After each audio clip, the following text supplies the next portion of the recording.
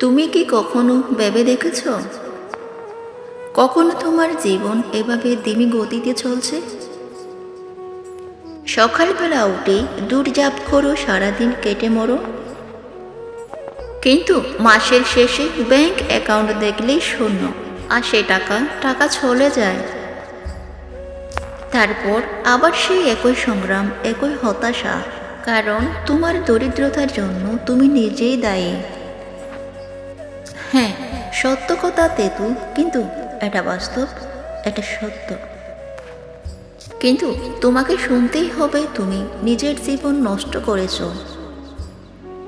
অপ্রয়োজনীয় কেনাকাটা, প্রতিদিন বিনা পরিকল্পনার জীবনযাপন, নিজেকে দুর্বল মনে করা। তুমি কি ভাবো ধনী লোকেরা তোমার থেকে বেশি পরিশ্রম করে? না, তারা তোমার থেকে বেশি স্মার্টভাবে কাজ করে, আর তুমি শুধু কাঁদিতে থাকো, আমার জীবনে টাকা কেন আসে না। আজ যদি তোমাকে নিজের অবস্থান বদলাতে হয়, তবে তোমাকে নিজের চিন্তাধারা বদলাতে হবে। না হলে আগামী 10 বছর পরেও তুমি ঠিক সেখানেই দাঁড়িয়ে থাকবে, যেখানে আজ আছো, যে নিজেকে সাহায্য করতে পারে না।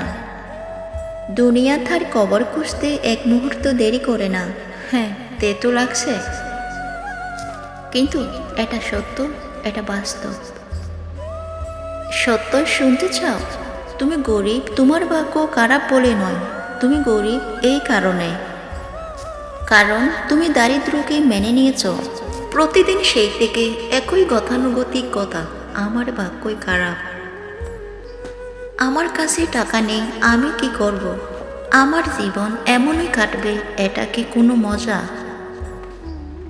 তোমার জীবন নষ্ট হয়ে যাচ্ছে, আর তুমি শুধু বসে বসে এটা দেখেই যাচ্ছ। তুমি নিজেই নিজের মনেই বন্দী হয়ে গেছো। তোমার মনে হতে শুরু করেছে দারিদ্র্যই তোমার ভাগ্য, এটাই তোমার বাস্তবতা।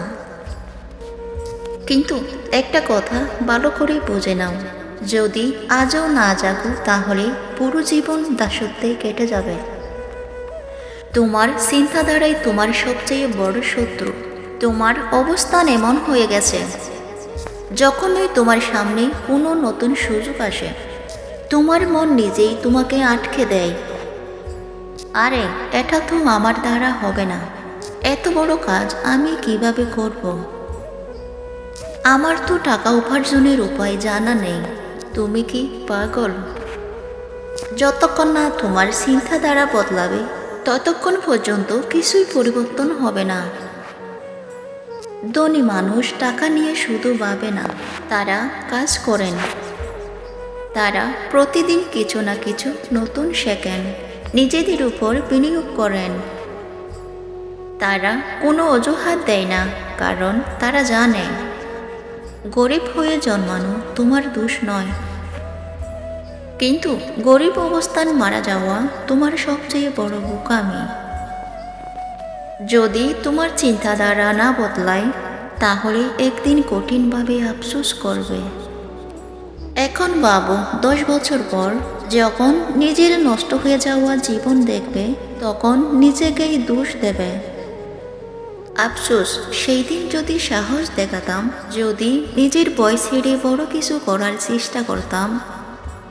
কিন্তু তখন আর কিছুই করতে পারবে না, শুধু আফসোস করতে হবে।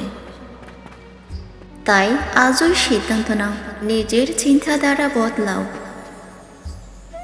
না হলে পুরো জীবন আফসোস করতে হবে। যদি তোমার পকেটে টাকা না থাকে, তার মানে এই নয় যে দুনিয়ায় টাকা নেই।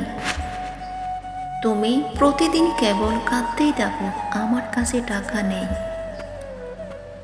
আমার জীবন খুব কঠিন, আমি কিছু বুঝতে পারছি না। কিন্তু যখন হাতে টাকা আসে, তখন তা উড়াতে এক মুহূর্তও দেরি করি না। কখনো কি ভেবে দেখেছো তোমার অবস্থান এত খারাপ কেন? কেন তোমার পকেট সবসময় খালি থাকে? কেন টাকা তোমার কাছে টেকে না?